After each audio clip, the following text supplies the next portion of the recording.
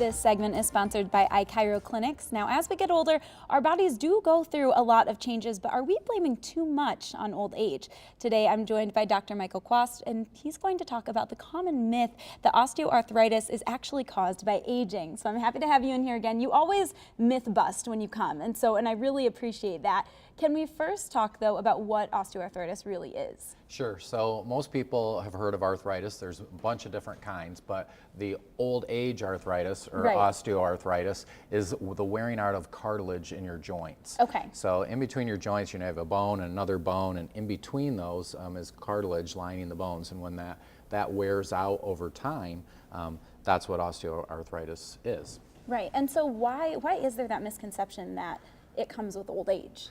Yeah, so it's interesting. A lot of people want to not have any responsibility, and age is something that you can't hold responsible, right? Oh, right. I'm just getting old. There's nothing I can do about it, right? And that's really not true. What happens, and I'll just give you an example of a guy I had come in just last week. He came in and his hip was all bothering him, and he'd been to the doctor, and they said it was osteoarthritis, and his hip was worn out and in really bad shape. And he wanted a second opinion. So he came in, I gave him a second opinion. I go, yeah, you're right, your hip is worn out and it's in bad shape. And I said, well, why is that? And he said, well, it's just because I'm old. And I said, well, hold on a second. How's your other hip doing? Right. And he goes, well, that hip's doing fantastic. I'm not having any problems with it. And then I went, well, wait a second. How old's that one? Right, only half the hip's old then. Yeah, how can one hip be old and the other one's not? They're the same age. Why would one be worn out, the other one isn't? So that doesn't make any sense there with just age. Okay. So there's more to it, and the more to it is actually the deep muscles. So deep muscles that you have around your joints, when they get injured and traumatized from things that we all do in life, those injuries will cause those muscles over time to get tighter and tighter and tighter. Okay. And then what you'll see is those joints will become compressed. So you have that bone, you have another bone on top of it, you have little muscles that go from one to the other, and when those muscles start to squeeze, if I can see your paper, I'll show you what it kind of works like. Absolutely, there you go. It kind of does this. Oh no! Sorry, there goes your nose.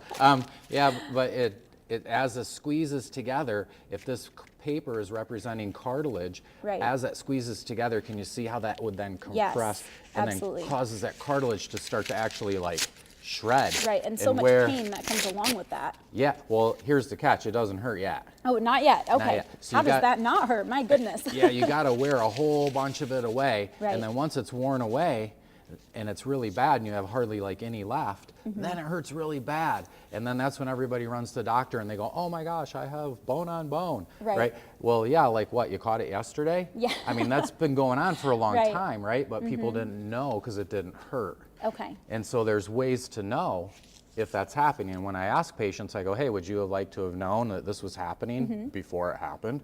They all 100% say, heck yeah, I wish I would have known. Right. Well, here's how you know. Range of motion. We've talked about that many times in the past. If you don't have a full range of motion in your joints, that joint will then be under compressive force, and it will start to cause this wearing and tearing. And so people always ask, well, now what? Right. Right now what? I have it already. Now what do I do? I don't want to have drastic measures like surgeries or something done. Is there anything else I can do? And what I find is most people have never even tried doing the therapies that we offer by getting the muscles around those joints to relax and then actually getting those tissues to stop compressing. You can actually get that joint to open up and decompress, which then takes pressure off the cartilage, which then preserves the cartilage. Wonderful. So they can come to you for this. If you're spotting really any type of symptom of not being able to show that range of motion, they can come to you and you're going to offer therapies like this, correct? Yeah, so what you're seeing is the computerized technology where we can actually stimulate those deep muscles to cause them to relax, which then takes pressure off of the cartilage, allows it to last longer. Wonderful. Well, thank you so much, Dr. Kwast, for being here with us today. For more myth-busting information, you can visit iChiro. We've got links to all of that information that you'll need online at 13onyourside.com. Thanks so much for watching, and we'll see you back here tomorrow.